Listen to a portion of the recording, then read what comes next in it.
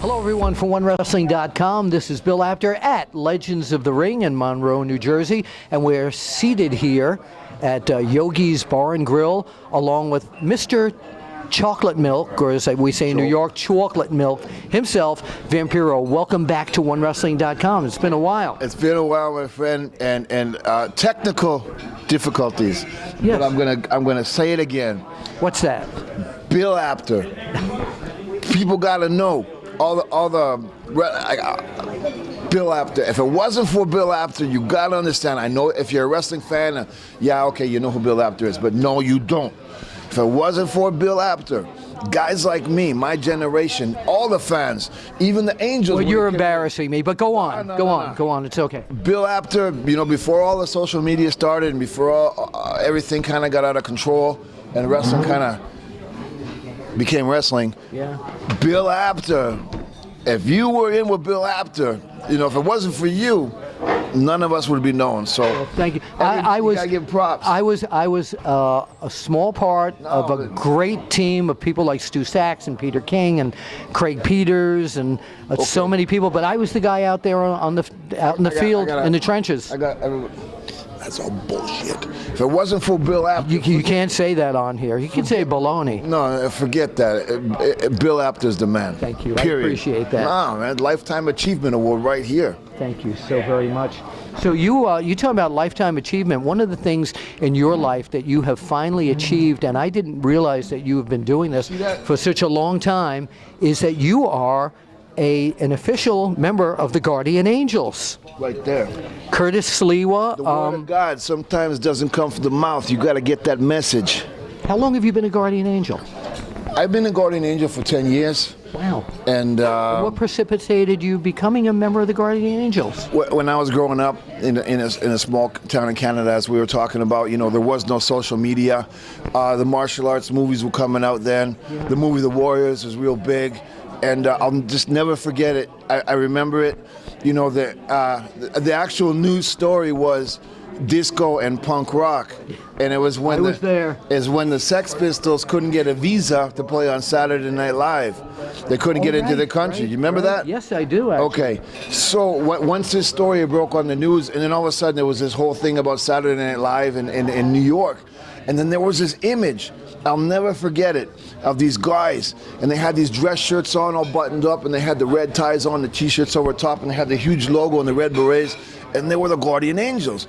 And they were talking about how these guys were going to go down into the trains, these martial artists, and take on bad guys. And I was like, wow, damn, you know what I mean? I was like, when you're 8 years old and you see that image, you see the trains and you get New York City, and all of a sudden you got these guys with, they had this rolled up sleeves and they're walking down, and it was just like superheroes. You had to be one. It was in me, and I was like, oh my God. I said, if I had a set, you know what I mean? One day when I get older, to be a Guardian Angel, how cool would that be to be in a gang of guys to go out there and fight evil. And fight evil. Yeah, so 10 years you've been doing that. Wow. Yeah, because once the Vampiro, thanks to Mexico and thanks to the wrestling public and people like yourself, the Vampiro character, good or bad, for whatever it's worth, it became somebody. And I always thought the best way to give back to Mexico was take that fame and turn it into something positive. And I woke up one day and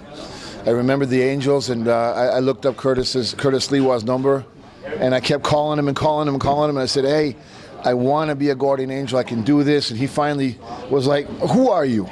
And I came to New York. I met him. And here you are, 10 years later. Right away. He just said, look, here's your stuff. You jumped in. He says, you're not an eye support. He says, you're a safety right off the bat. In our language, basically that means, you're on the top tier. And I started off. Now your whole life has been as a vagabond. You've lived in so many places. So how often do you get back to New York where you can actually participate in the Guardian Angels mission? Well, you see the Angels around here in the restaurant. Some of the guys, like Stretch, for example, and we'll meet Stretch in a bit. Stretch is one of the original. Take a quick shot of Stretch over there, if you wouldn't mind. There he is. Okay, that is Stretch. All right. Stretch, you were 13 when you came in? He was 13 years old when he started in the Guardian Angels. He's one of the original Guardian Angels. If you're into urban legends and street culture, and I'm a big fan of anything that comes out of New York City. I mean, that guy sitting in front of me is one of the original Guardian Angels. So if he calls, doesn't matter where I am, we're either in communication or somehow I'm going to get here.